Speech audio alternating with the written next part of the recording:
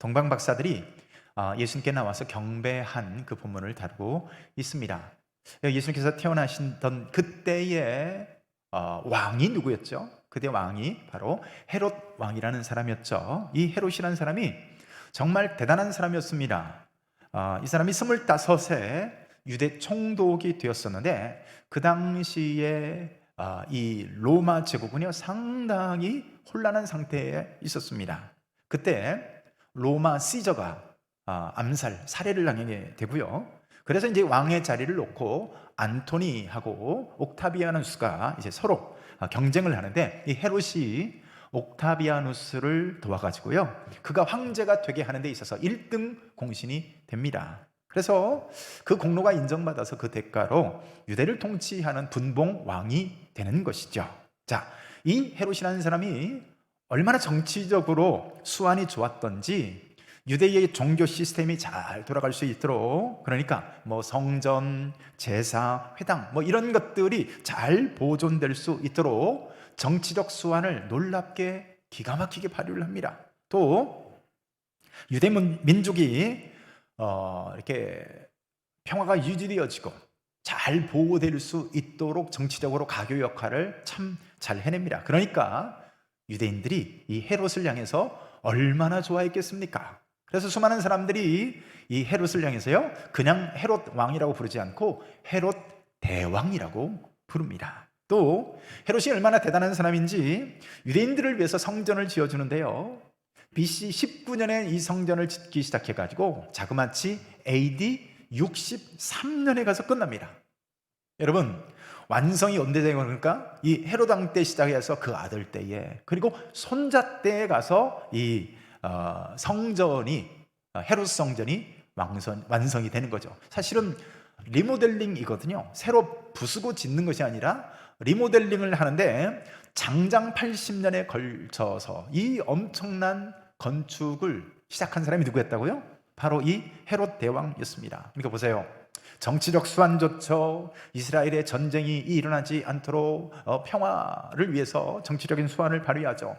회당이 보존될 수 있도록, 그 회당이 참 잘 돌아갈 수 있도록, 또 율법을 이 백성들이 잘 지킬 수 있도록 그렇게 해주죠. 성전까지 지어주죠. 얼마나 많은 사람들이 이 헤롯을 향해서 칭송하고 엄지를 높이 지켜 세웠을까요?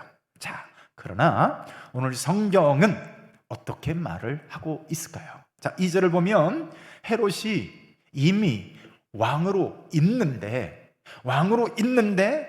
유대인의 왕이 나셨다라고 말을 하는 거예요. 자, 이 말은 무슨 말일까요? 헤롯은 유대인의 왕이 아니라는 거예요. 그가 아무리 정치적 수완이 좋고, 그가 아무리 많은 사람들에게 칭송을 받고 많은 사람들로부터 인정받는다 할지라도, 로마 정부로부터, 유대 사람들로부터, 또 종교적 그 모든 지도자들로부터 아무리 인정을 받는다 할지라도 그는 유대인의 왕이 아니었다는 겁니다. 여러분, 헤롯은 성경적 입장에서 볼 때 바로 유대인의 왕, 그분이 아니었다는 겁니다. 여러분, 본래 이 헤롯은요 에돔 족속이었습니다. 여러분, 유대인이 아니라는 얘기죠. 그런데 그런 헤롯이 일부러 유대인들의 환심을 사기 위해서요, 유대인의 그 대제사장 가문과 그 두 딸과 결혼을 합니다. 그런데 이 헤롯이 얼마나 잔인한 사람이냐면요, 나중에 그 중에 한 부인을, 그리고 그 아들을까지 함께 해가지고 자기 손으로 직접 이 부인과 아들을 죽입니다. 부인도 자그마치 10명씩이나 뒀는데, 보십시오. 겉으로는 착한 척, 유대인들을 위하는 척 하지만 결국에는 어떤 삶을 사는 사람이에요? 자신의 야망을 위해서, 정치적 야망을 위해서 사는 사람인 거예요. 또 앞에서는 위해주는 척하고 성전을 지어주는 척하지만 그것을 핑계로 백성들부터 엄청난 세금을 걷어들입니다. 그래가지고 많은 양을 로마에다 갖다 바치고, 또 일부분을 또 누구에게 나눠주냐면요, 종교 지도자들, 특별히 제사장들, 대제사장들에게 주는 거예요. 그러니 얼마나 이 제사장들이 먹고 살기 위해서, 또 자신들의 부를 누리기 위해서 그에게 아부를 했겠습니까? 여러분, 진짜 하나님의 나라를 위해서, 하나님을 영화롭게 하기 위해서 성전을 짓거나 그런 것이 아니라 유대인들의 환심을 사기 위한 정치적 판단이었다는 겁니다. 사람들이 칭송을 한다고요. 하나님 앞에서도 하나님마저도 그에게 그를 칭송하는 것은 아님을 우리가 알 수 있는 거죠. 유대인이 아닌 사람이 왕 노릇하기 위해서 이렇게 왕이 되었는데, 여러분 우리가 잘 아시다시피 본래 유대인의 왕은 어디서 와야 됩니까? 다윗 가문에서 와야 되는 거 아니겠어요? 그런 사람이 에돔 족속이었던 그가 정치적인 수완을 발휘해 가지고 왕이 되었으니 그 성품이 어떻겠습니까? 그래서 보면, 성경을 통해서 보면 그의 성품이 굉장히 포악하고 자기 목적을 위해서라면 수단과 방법을 가리지 않는 그런 전형적인 유형의 사람이라고 말할 수가 있습니다. 성전을 80년 동안 지었다고 하지만 사실 여기에는요, 간교한 꾀가 숨어 있습니다. 여러분, 어떤 건물을 지어도 80년을 짓습니까? 근데 사실 성전을 그런 오랜 기간 동안 짓는 이유는 뭐냐면, 성전이 계속 지어지는 그 기간 동안에는 유대인들이, 그리고 종교 지도자들이 자신들의 왕가에, 그 왕에 복종하고 또 그들의 이렇게 환대하고 뭔가 협력할 것이라고 생각해서 지지부진해서 80년을 끌어가는 거예요. 물론 굉장히 화려했던 것만은 사실이지만, 이런 것을 봐도 그가 얼마나 간교한 사람인지를 알 수 있는 거죠. 또 자기 왕권에 도전한다고 해가지고요, 자신의 장남마저도 살해하는 그런 포악한 사람이었어요. 여러분, 그는 진정 유대인의 왕이 아니었던 것입니다. 여러분, 그러니까 그런 사람이었으니까 유대인의 왕이 낫다라고 하는 이 동방박사들의 말을 들었을 때에 그토록 그가 분노했던 것입니다. 태어나신 그분이 성경에 예언된 사람인가? 태어나신 그분이 하나님이 약속하신 진짜 그 메시아인가? 이런 건 전혀 중요한 게 아니에요. 뭐가 중요하겠어요? 그에게 중요한 것은 자기 지위를 지키는 것이었습니다. 그것을 위해서라면 죄 없는 어린 생명들도 무참히 죽일 수 있는 사람이, 그가 누구예요? 그가 바로 왕이었던 헤롯이었던 것입니다. 여러분, 결국 어떻게 됩니까? 이 헤롯이라는 사람, 정말 무소불위의 권력을 누리며 헤롯 대왕이라고 칭함을 받았던 그 사람이 자신의 왕권을 위해서 2살 이하의 영아들을 다 살해했던, 그런 난폭하고 잔인했던 그 사람이요, 그 일이 있은 이후에 채 1년이 못 가서 죽고 맙니다. 여러분, 성전을 건축한다고 하지만 그것은 하나님을 위한 것이 아니라 백성들의 고열을 짠 것이었어요. 평화정책을 취했지만, 여러분, 사탄에 속한 그가 무슨 평화정책이 있었겠습니까? 사탄의 나라에는 평화가 없는 겁니다. 그래서 오늘 성경은 말하고 있는 거예요. 헤롯 왕 때에 유대인의 왕이 나시니라. 여러분, 여기서 말하고 있는 그 유대인의 왕이 누굽니까? 바로 우리 주 예수 그리스도이신 줄로 믿습니다. 오늘 성경은 말하고 있는 거예요. 헤롯이 아니라 진정한 유대인의 왕은 바로 예수 그리스도다라고 말하고 있는 거예요. 여러분, 오늘 본문 2장 6절을 함께 한번 읽습니다. 6절입니다. 시작. 또 유대 땅 베들레헴아, 너는 유대 고을 중에서 가장 작지 아니하도다. 내게서 한 다스리는 자가 나와서 내 백성 이스라엘의 목자가 되리라 하였음이니이다. 여러분, 왜 예수님이 진정한 유대인의 왕이실까요? 6절에 그가 뭐라고 돼 있어요? 그가 유대 땅 베들레헴에서 나신 분이다 라고 말하는 거예요. 미가서 5장 2절에서 예언한 그대로, 그 장소에서 옛적 선지자로 말씀하신 하나님의 말씀대로 오늘 예수님이 베들레헴에서 나셨다는 거예요. 놀랍게도 우리가 지금 마태복음을 살펴보고 있는데요, 마태복음을 쭉 보게 되면 예수님의 사역 그 걸음걸음마다, 사역의 그 걸음 현장마다 계속해서 따라오는 마태의 진술이 있습니다. 그게 뭘까요? 이는 선지자의 말씀을 응하려 하심이라, 혹은요 성경의 말씀을 응하려 하심이라 라고 하는 이 표현들이 계속해서 등장하는 겁니다. 여러분, 예수님은 왕궁에서 태어난 분도 아닙니다. 이렇다 할 만한 무슨 권력을 가지고 태어난 분도 아니었고요, 또 그들의 부모가 이렇다 할 만한 이름을 갖고 있는 그런 세도 집안의 사람도 아니었다는 거예요. 여러분, 부유한 집안 사람도 아니었어요. 그럼에도 불구하고 성경은 어떻게 말하고 있습니까? 이 예수님을 향해서 헤롯 왕 때에 유대인의 왕이 나시니라 라고 말하고 있는 거예요.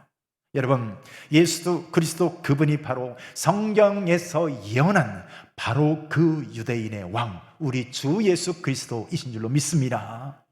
여러분, 오늘 예수님이 태어나신 장소를 6절을 보면 베들레헴이라고 말하고 있는데요, 그 장소가 중요한 이유가 뭡니까? 베들레헴이 부유한 동네냐, 가난한 동네냐, 혹은 유명한 동네냐, 그렇지 않느냐, 그런 게 중요한 게 아닙니다. 오늘 베들레헴은요, 이스라엘 백성을 다스리던 다윗 왕의 고향이었었는데요, 여러분, 그거보다 더 중요한 게 뭐냐면 바로 우리들을 위해서 나실 메시아가 어디서 태어나느냐라고 예언한 그 장소가 어디예요? 그 장소가 바로 베들레헴이었던 것이죠. 그런데 오늘 본문은 어떻게 말하고 있어요? 오늘 예수님이 바로 그 베들레헴에서 나셨느니라 라고 말하고 있는 거예요. 여러분, 또한 우리를 구원하실 메시아에 대해서 예언을 하고 있는데 다윗의 후손으로 오실 거라고 말합니다. 마태복음 1장을 보면 족보부터 시작하고 있어요. 신약성경을 열어가는 예수님의 탄생과 관련돼서 앞으로 쭉 펼쳐나가야 될 그 예수님에 관한 시작이, 신약성경이 시작되는데 마태복음 1장에서 첫 번째로 시작되는 진술이 뭡니까? 그게 바로 족보예요. 우리들은 족보를 읽는 것이 참 곤혹스럽고 참 읽는 게 힘들지만, 여러분, 그 태어나신 족보에서 정확히 뭐라고 기록하고 있습니까? 예수님이 다윗 왕가의 후손으로 오셨다는 거예요. 여러분, 또 예수의 이름을 한번 생각해 보십시오. 예수님의 이름은 그의 부모였던 마리아나 요셉이 지었던 이름이 아닙니다. 천사가 와서 이 이름으로 해라 라고 해서 주신 이름이 바로 예수였어요. 그러니까 이 예수라는 이름은 하나님께서 직접 주셨던 이름인데, 여러분, 그 이름의 뜻이 뭡니까? 마태복음 1장 21절을 보면요, 아들을 낳으리니 이름을 예수라 하라. 이는 그가 자기 백성을 그들의 죄에서 구원할 자이심이라 하니라. 여기 보세요. 자기 백성을 그들의 죄에서 구원하실 자이심이라 라고 하는 이름의 뜻을 갖고 있는 이름이 바로 예수라는 이름이에요. 여러분 보십시오. 성경에서 예언한 그대로 베들레헴에 오셨습니다. 선지자의 말씀과 같이 다윗 왕가의 후손으로 오셨습니다. 동정녀 마리아를 통해서 나실 거다. 여러분, 여인의 후손으로 오실 것을 얘기했더니, 여러분, 동정녀였던 처녀였던 마리아를 통해서 오시는 거예요. 오죽하면 이 동방 박사들이 성경을 쭉 살피다가 오늘 정확하게 베들레헴을 찾아왔을까요? 여러분, 그 말은 예수님이 구약에서 예언한 바로 그 유대인의 왕이다, 그것을 명확하게 드러내 보여주고 있는 거죠. 다윗의 진정한 후손이신 예수님, 그리고 성경에서 모든 선지자로부터 예언하고 말씀하셨던 바로 그분이 누구예요? 오늘 이 자리에 저와 여러분들이 구주로 고백하고 있는 예수 그리스도이신 줄로 믿습니다. 여러분, 그리고 예수님의 성품을 이 헤롯과 한번 비교해 보십시오. 여러분, 헤롯은 자기의 왕위를 지키기 위해서 수많은 백성들 뿐만 아니라 자기 아내, 심지어 자기 자식까지도 죽일 수 있는, 심지어 죄 없는 영아들까지도 죽이는 그런 포악한 살인마였지만, 여러분, 우리의 진정한 왕이신 예수 그리스도는 어떤 분이십니까? 그 예수님이야말로 진정 자기 백성을 사랑하신 그분 아닙니까? 여러분, 예수님은 자기 백성들의 아픔을 아셨던 분이었고요, 자기 백성의 눈물과 고통을 아시고 그 눈물을 닦아주셨던 분이 바로 우리 예수님이에요. 여러분, 예수님의 사역을 한번 보십시오. 예수님은 촌마다 마을마다 다니시면서 고통받는 자들을 위로하십니다. 여러분, 예수님은 가난한 자들과 함께 하시고 그들과 곁에 계시면서 함께 음식을 먹어주고, 요즘 사람들이 그런 얘기합니다. 사람이 등급이 맞아야, 격이 맞아야 함께 식사를 하지. 여러분, 식사도요 아무나 안 합니다. 여러분, 장관 같은 사람이 일반 어디 그냥 우리 이런 시골에 있는 우리 사람들과 그냥 같이 밥 먹어주나요? 안 먹어줘요. 여러분, 예수님은 어느 고을에 가시나 그 대상이 누구거나 할 것 없이 가난한 자들과 함께 하시고 우는 자들과 함께 울어주시고 그 고통을 깊이 이해해 주시고, 여러분, 예수님이 눈물을 흘리는 장면이 여러 번 나옵니다.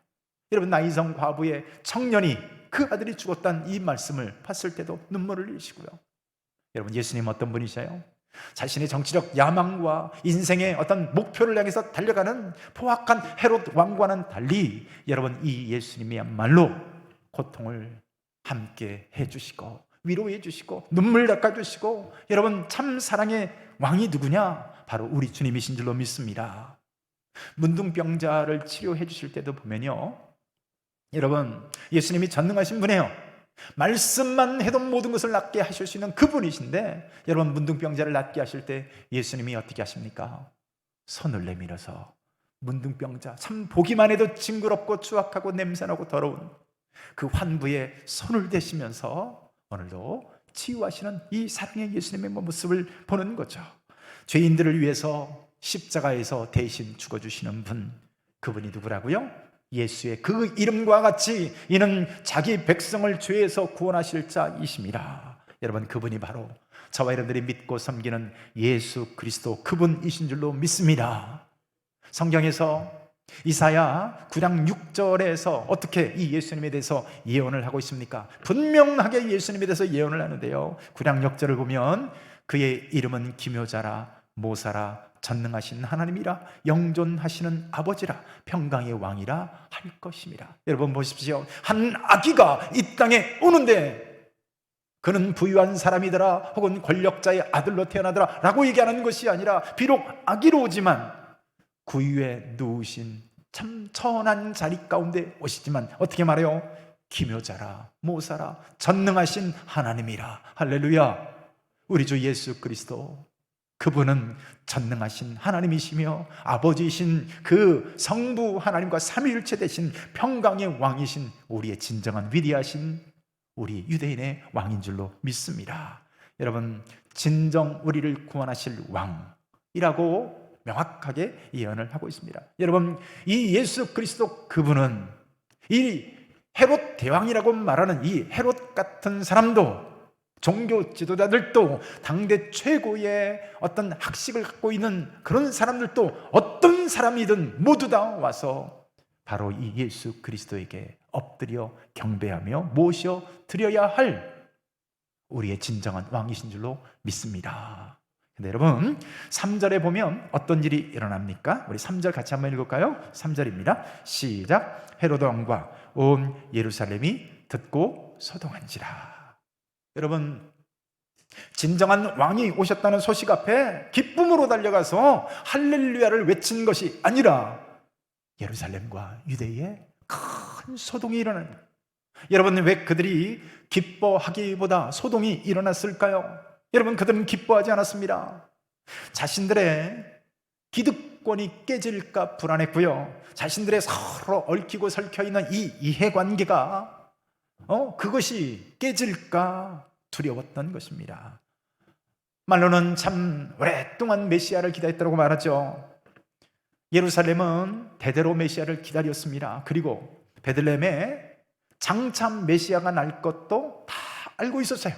어디에? 베들레헴에 나신 것을 알고 있었어요. 그래서 여러분, 막상 동방박사들의 방문을 받자 베들레헴에 나실 것을 뻔히 알매도 불구하고 유대인의 왕이 나셨다라는 소식을 듣자 그들이 기뻐했나요? 아니요. 그들은 환영하지 않았습니다. 그러니까 여러분, 그런 그들은 진정한 유대인의 왕이신 예수 그리스도의 백성들이 아니었던 것입니다. 누가 진정한 백성들입니까? 오늘 본문에 등장하는 대제사장들과 사기관들과 예루살렘 사람들을 보십시오. 이론적으로는 기가 막히게 알아요.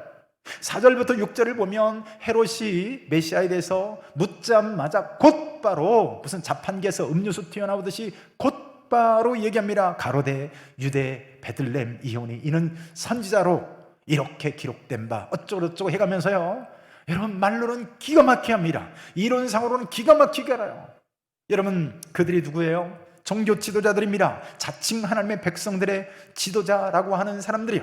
그런데 그런 사람들이 어떤 삶을 살고 있었습니까? 로마로부터 성전과 유대 백성들이 보호받는다라는 그 목적 아래 헤롯과 결탁해가지고 세금을 착복하는 사람들이 바로 그 종교 지도자들이었습니다.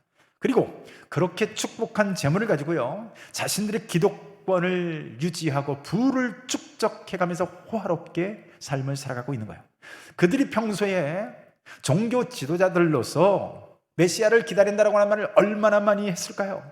자신들의 기득권과 영화를 유지하기 위해서 입만 열면 메시아를 운운했을 것입니다. 그래서 그럼에도 불구하고요, 헤롯이 죽이려고 묻는데 유대 베들레헴이라고 그들은 서슴없이 주저함 없이 말하는 것을 봅니다. 여러분, 그들이 헤롯의 의도를 몰랐을까요? 몰랐을 리가 없습니다. 그들이 평소에 어떻게 헤롯과 결탁되어 있었는데요, 헤롯이 또한 어떤 사람이라는 것을 성품을 몰랐을까요? 여러분, 아닙니다. 헤롯은 헤롯이 어떤 사람인 걸 너무나 잘 알고 있었습니다. 여러분, 그럼에도 불구하고 그들은 자신들의 지위와 부와 명예를 지키기 위해서는 그 왕을 대적하고 죽이는 일에, 진짜 유대인의 왕을 죽이는 그 일 앞에 주저함이 없는 거예요. 헤롯과 똑같은 사람들이죠. 여러분, 빌라도 앞에서 예수님을 죽이는 데 있어서 가장 앞장섰던 사람들이 누굽니까? 그 사람들이 바로 종교 지도자들이었어요. 바로 그들이 예수님을 십자가로 내몰았던 당사자들이었던 것이죠. 그들이 뭐라고 말합니까? 빌라도 총독 앞에서 가이사 외에는 우리에게 왕이 없나이다. 무슨 얘기예요?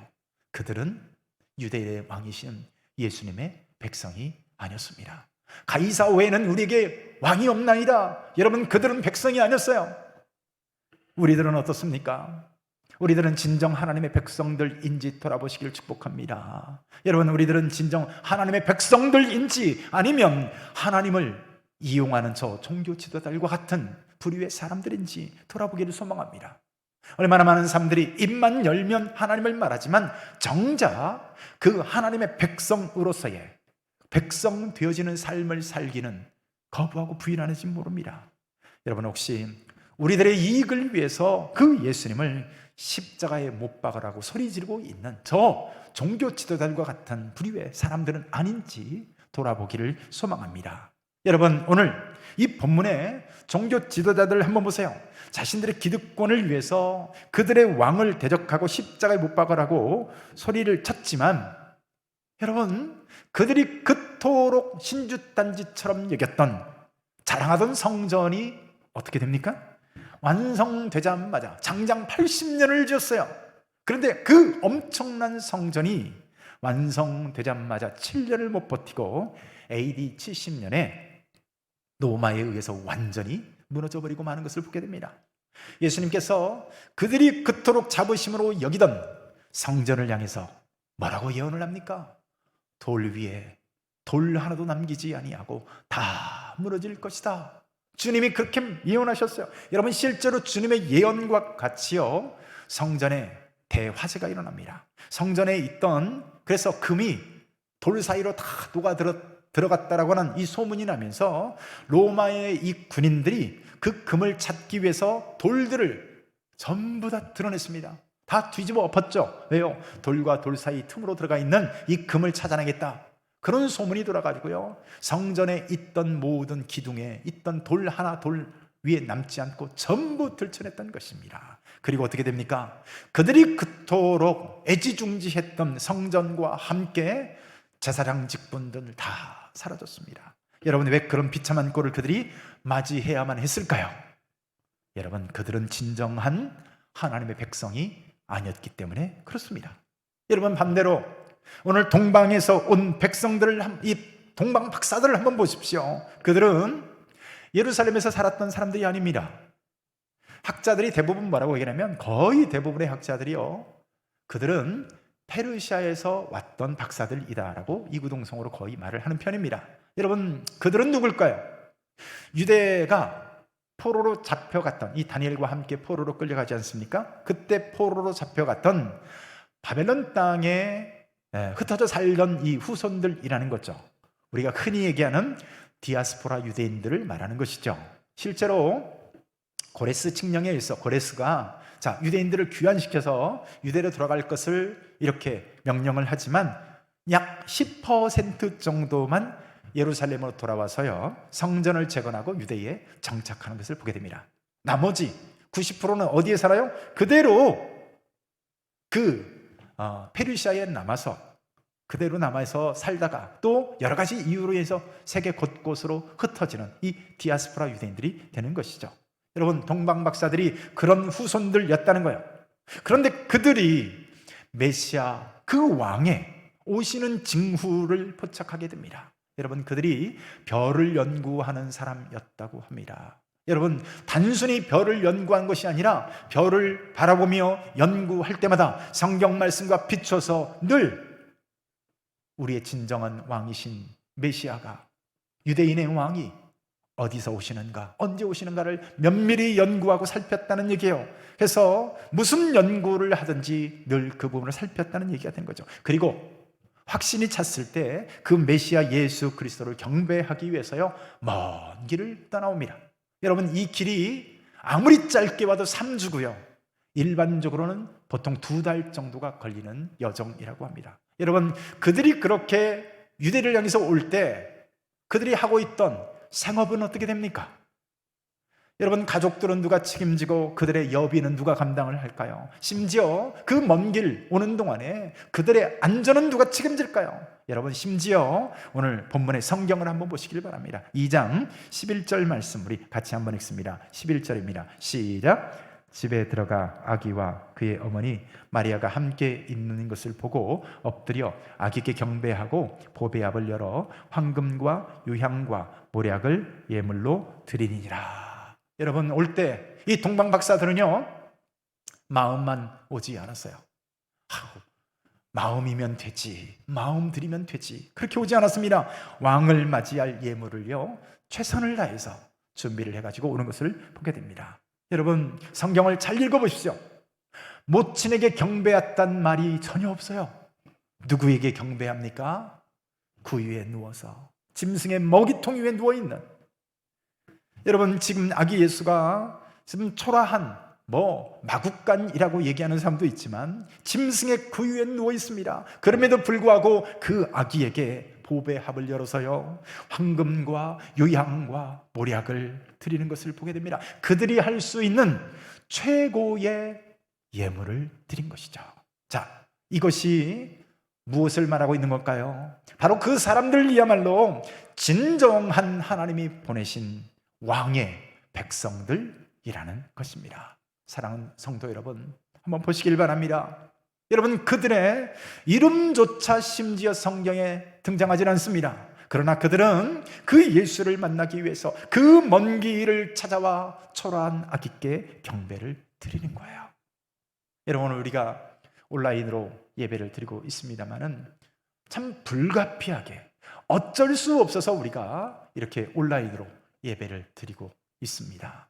그런데요, 이 온라인으로 드려지는 예배가 사람들이 편하게 생각되어지는 경향이 있습니다. 실제로 통계에 의하면은 처음에 코로나19가 발생하고 온라인 예배를 드렸을 때 서울 같은 데는 몇 달씩, 광주 같은 데는 몇 달씩 그렇게 예배를 드리다 보니까 통계를 보면 처음에는요, 양복도 입고 정장도 입고 미리 한 10분 전에 모여서 준비 기도도 하고 이러면서 예배를 드린다는 거예요. 그런데 그게 한 달이 가고 2달이 가니까 양복 집어 던져버리고 뭐 입어요? 추리닝 입고 나중에 물 마시러 가고 휴대폰 오면 전화 받고, 인간은 그럴 수밖에 없다는 거예요. 여러분, 오늘 동방 박사들을 보십시오. 그 먼 길을 마다하지 않고 자기가 찾아가고 만난다라고 하는 확신도 전혀 할 수 없는 그 여정을, 그 유대인의 왕이신 주님을 만나기 위해서 그 먼 길을 달려왔던 것을 보십시오. 우리가 하나님을 사랑한다고 하지만 주님께 나와서, 이 자리에 나와서 그 오는 것마저도 귀찮게 여겨서 이 코로나19 사태가 장기화되어지고, 어쩌면 제가 예상할 때 2021년 거의 후반 무렵까지 아마 진행이 되지 않을까라고 참 안타까운 그런 예견을 해보게 되는데요. 그렇게 되다 보면 수많은 사람들이 대면 예배로 나오는, 예배 교회 출석하는 것을 버려버리고 어쩌면 온라인 예배로 오늘은 이 교회 들어가고 내일은 순복음교회 찾아가고 어쩌면 이런 예배를 드리지 않을까, 참 그런 생각을 해보게 됩니다. 여러분, 집에서 이 교회 나오기까지, 특별히 우리 교회 신태인 제일교회는 웬만하면 15분 20분이면 다 와서 예배를 드릴 수 있는 것인데, 여러분, 예배를 드리러 나오기 위해서 머리를 감고 화장을 하고 또 옷을 챙기고 헌금을 준비하고 이렇게 오는 과정마저도 번거롭게 여기고 귀찮게 여기고 실용주의 노선을 따라서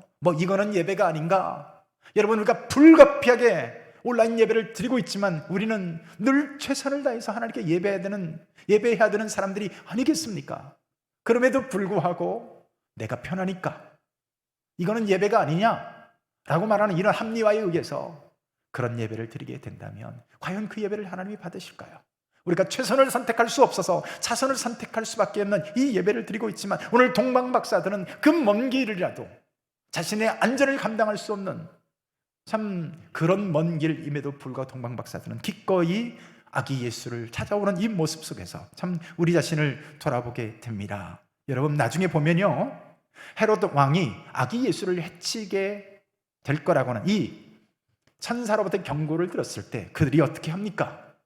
그 아기께 조금이라도 해가 되지 않도록요 기꺼이 또 먼 길을 돌아서 다른 길로 가는 그들의 모습을 보게 됩니다.